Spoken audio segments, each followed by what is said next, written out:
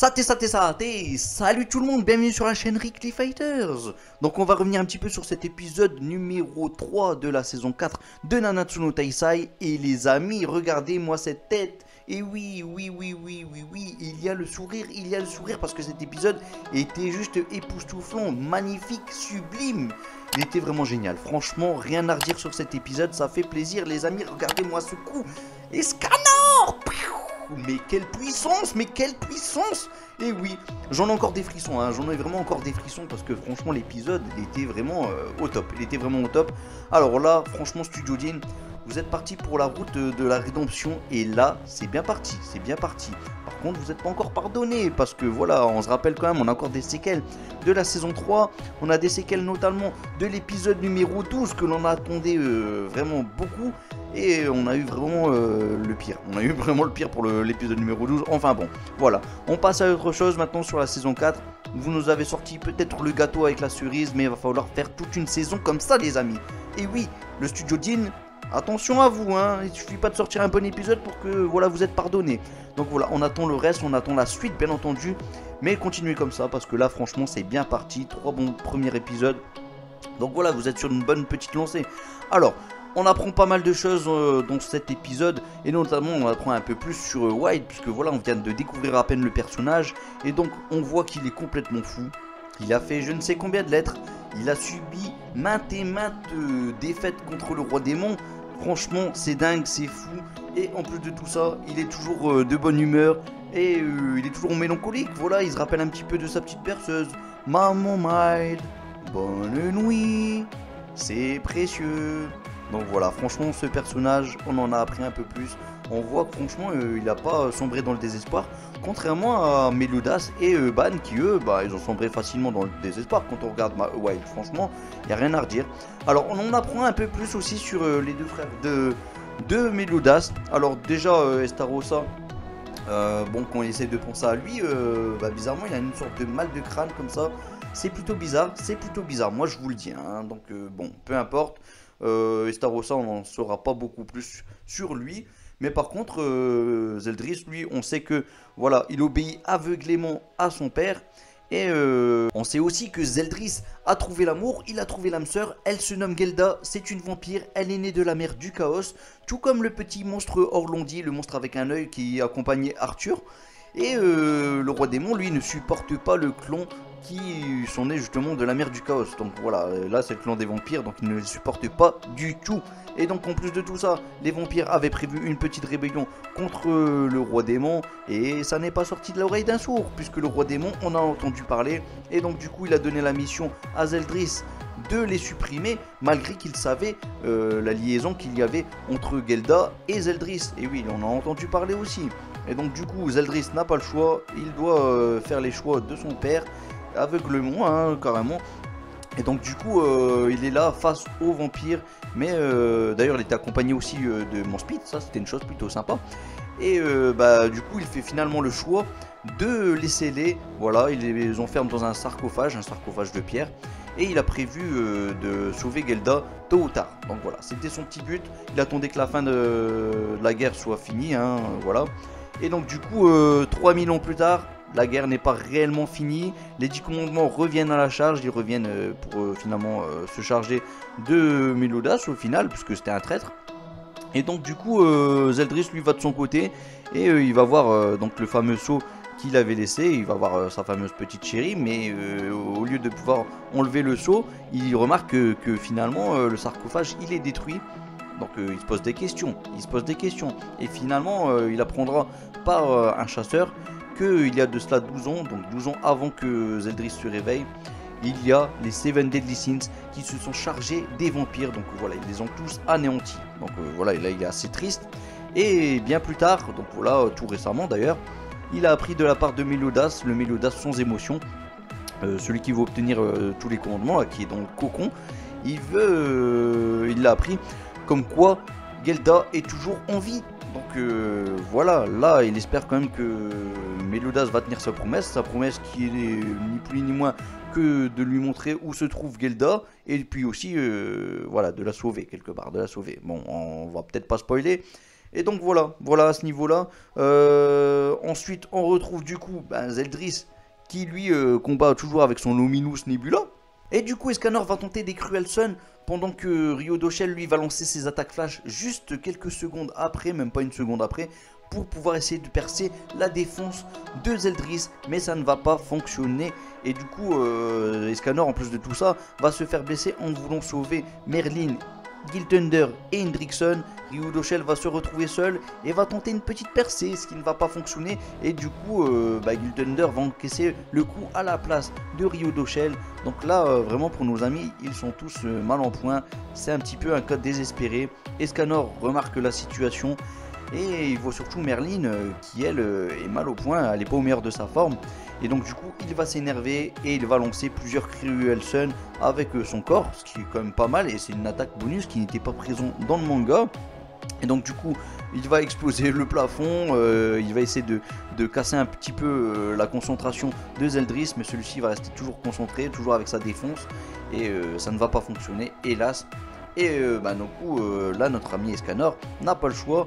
Et il est l'heure, il est temps d'utiliser le mode The One, le mode l'unique. Et oui, c'est l'heure, c'est le moment. Et nos amis Kuzak et Chandler vont remarquer quand même qu'avec autant d'énergie, une énergie aussi infinie, ça ne peut être que la grâce du grand archange Maël. Et oui, c'est le grand archange Maël. Mais c'est bizarre quand même, il se pose la question comment ça se fait qu'elle est présente chez cet homme, c'est un être humain, comment il peut survivre avec cette grâce aussi puissante. Enfin bon, soit, peu importe.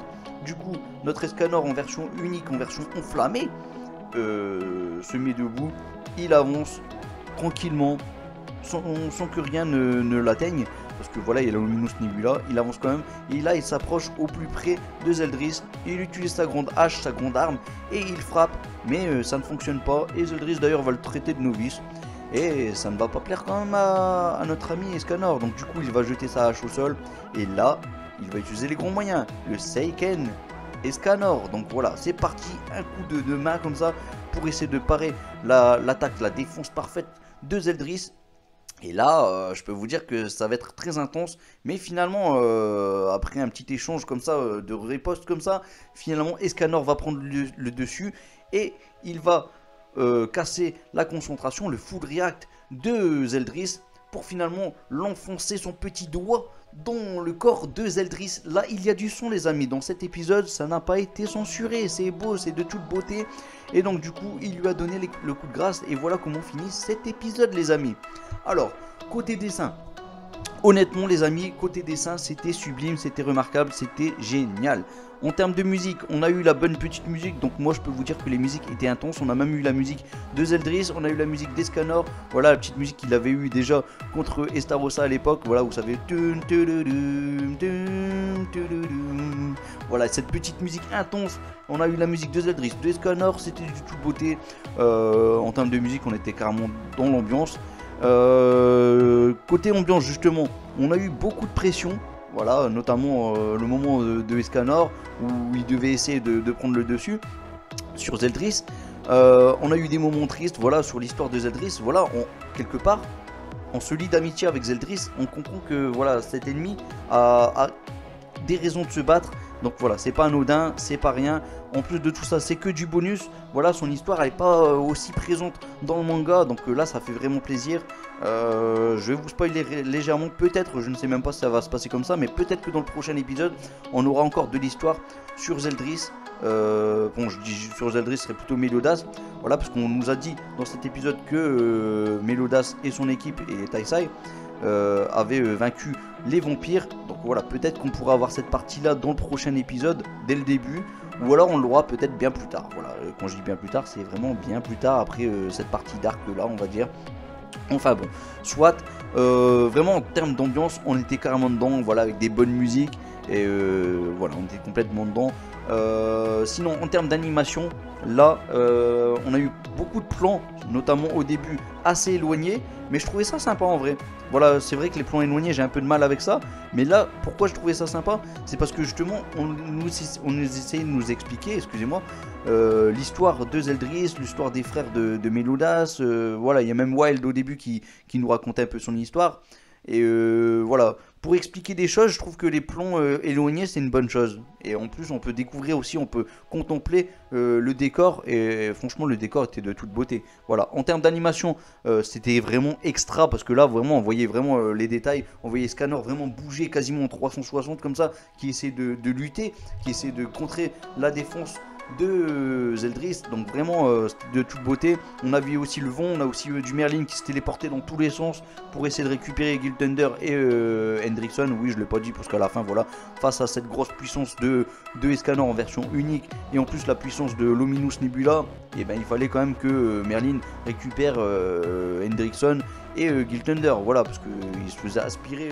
enfin repoussé en tout cas par le vent de Luminous Nebula. Donc voilà, c'était des craignos. Donc voilà, là vraiment on a ressenti la puissance. Et en plus de tout ça, la Luminous Nebula, j'ai trouvé bien plus beau.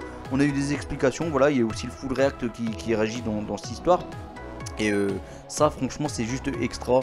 Et quel épisode pour moi, clairement c'est le meilleur épisode pour l'instant de cette saison 4. Et en plus, même si on compare même avec la saison 3, là on est plus sur la même chose. Vraiment le studio Dean, ils sont revenus là, ils sont revenus en force et ça fait plaisir. Ils se sont refait une belle petite beauté. Voilà, bon, comme je l'ai dit, on va pas les pardonner aussi facilement. Il faut qu'ils nous fassent une saison 4 complètement réussie. Parce que là, cet épisode, si vous l'avez trouvé ouf, je peux vous dire que la suite sera encore plus ouf. Voilà, il y aura d'autres épisodes encore plus monstrueux que celui-ci. Celui-ci était très intense, mais la suite, voilà, ça annonce du lourd. En tout cas, ça m'a fait plaisir ce petit bonus, voilà, sur l'histoire. Et j'espère que la suite, on aura les vampires des Nabours. Et petite info, en tout cas c'est mon avis, et je sais qu'il y en a certains qui pensent la même chose aussi. Il se pourrait que voilà, on n'aura pas la fin de Nanatsu no Taisai dans cette saison 4, malgré qu'ils ont annoncé que c'était la saison finale, et ce sera la saison finale. Je m'explique, il se pourrait que le film, parce qu'il y a un film qui a été annoncé dernièrement, et il se pourrait que le film, eh bien en fait c'est la fin de Nanatsu no Taisai. Voilà, parce que là on voit qu'ils avancent tranquillement, ils avancent pas trop vite sur par rapport au chapitre. Maintenant c'est vrai qu'ils avaient moins de chapitres à devoir faire, mais il n'y en avait pas beaucoup moins, hein. Il n'y en avait que quelques-uns en moins quoi. Limite c'était plus ou moins équivalent. Donc je sens que là en prenant leur temps ils peuvent pas finir, c'est quasiment pas possible pour moi.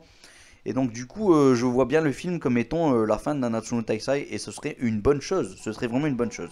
Donc voilà, bon je pense que j'ai assez parlé, n'hésitez pas à dire en commentaire ce que vous avez pensé de cet épisode, que moi j'ai trouvé extra, il était génial, l'un des meilleurs épisodes clairement, hein. Et bah voilà, hâte de voir le prochain épisode qui s'annonce aussi intense je pense.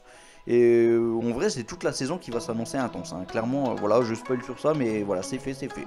Bon les amis, n'oubliez pas la petite cloche, n'oubliez pas le petit like, n'oubliez pas le petit abonnement, je compte sur vous. Et on se retrouve pour le prochain épisode, on se retrouve voilà, comme tous les mercredis pour le live en version japonaise aussi, sur ma chaîne secondaire. N'oubliez pas qu'il y a aussi le petit Discord, n'hésitez pas aussi à vous ajouter, à se joindre à nous sur notre Discord, et ça fera super plaisir. Allez, moi je vous laisse à Masenko en espérant qu'il vous guide vers la victoire. Salut tout le monde, Masenko, puissance 10 000 et Scanor illimité.